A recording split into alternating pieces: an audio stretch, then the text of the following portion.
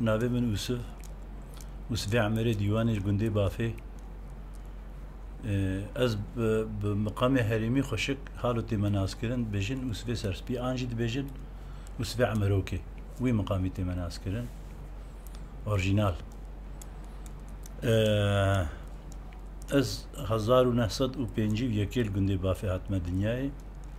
يعني ديمك يزنا ايروت كم حفتي ويكيدا عمري من بفي مقامية هر جندكي عادات وسربيهاتي وديتين و مشغوليتي يعني يهندرو هر وقتي هر ملتكي الجوري خوي خوهبون البافيجي دنافا خدا رسن تشني خوهبون وهر جندكي دجل كي درجي بيت دميزين جارنا جي يعني انسان جي دردكفن دا آلية مزاحي دا آلية حنكي دا آلية ويجي عنجي أدبياتي دا يعني خرطبون نوايا مزن هنا باوي من عمري ديواني جي يكي جيك مهو كاري بيجي مزاح جن بو يعني مزاح زان بو انسانكي ولو هم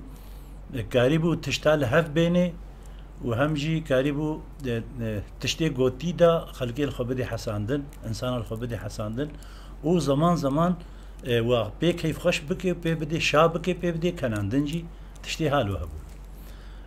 اف انسان وكا غوزانا كي خبر بو يعني بيارك دبو وهمن ددا قادا كاري بو سترانا كي انجي چند گوتنا سروي بياري بيجي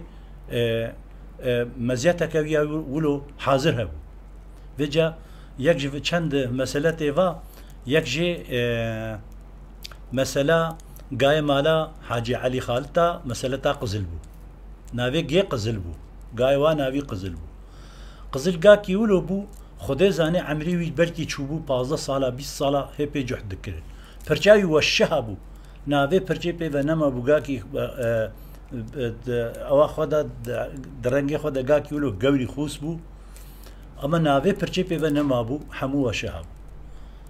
و هر سال مولود تين دما مولود تين انسان مولودك هر سال مولودك مزن ددن اوجي مالك مزن بون مالدار بون دولمند بون مزنكي بافي بون قوتن قامي مولودك مزن دن رابو قاي خوك براندن او قا قزل ويكنا مولود اي قوشتي قزل داني سر ايقر جصبهي داني سر ايقر وهر اقر دان بن وهر كلاندن وكلاندن حتى ايفاري كلاندن تدا قوشتي قزل وكلاستيك دوزيلا قوش شرق ودقاها هفدو دي ساني ندكلي بابي مجي مالا مجراني هفدو بو بابي مجي دهات ود بابي مقا قراند بو بابي مقوشتي هور كربو قصابي واجي بابي مبو اوي قوشتي جي هور كربو او كربو وجعبي جي بو قوشت بكالي ومولود شبيو امجي بخد جعبي ما حموالي بو والحاصل قوشت مال سر ايقر نكلي بابي مچوي دي هالو بخنر سيتلي ميزاند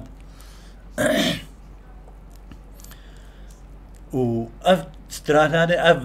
سرقوتناني هاتا بيري وقوت قو قزلو شعب رشو شعب بكلو بنيه بعقلي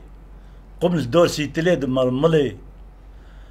بنيه بعقلي قوشتي سيتلي نخوش اقري سيتلي نخوش قوشتي قزل ناكلي بابي في مقامي اف قوتن قوت قزلي دوفروتا آمم صنت خاريه هيج زودا دقوتا خويه مالي حاجي علي دقوتي آمم دقوتي قو حاجي علي قو آمم صنت خاريه هيج زودا باكي چند فقه ملا حتى فقه محمودا ويلسر قزل كي مولودا بجا اب چروكي دقو ايدي دقو قزلو چاورشو چاو بكلو بنيه بعقلي قمل دوراسيت لي دمرملي اگريسيت لي نخوش اجلا وغوشتي قزل ناكلي قزل لي دوفروتا امم صنت خوار هيج زودا باكي چند فقه ملا حتى بفقه محمودا لسار قزل كين مولودا افقوتني بابي مرحمتي يا عمري ديواني لسار قاي لا مع جالي قزل قوتي سر بيهاتيا يحالو بالقندي بافي انسانا بيجيش خرا ايدي كرن مسألته كرنا صحبت و كرنا زمان زاروكي خو بيرا قصاند زمان شو دعوتا أفستران والحاصل هالو هاتا قوتن بله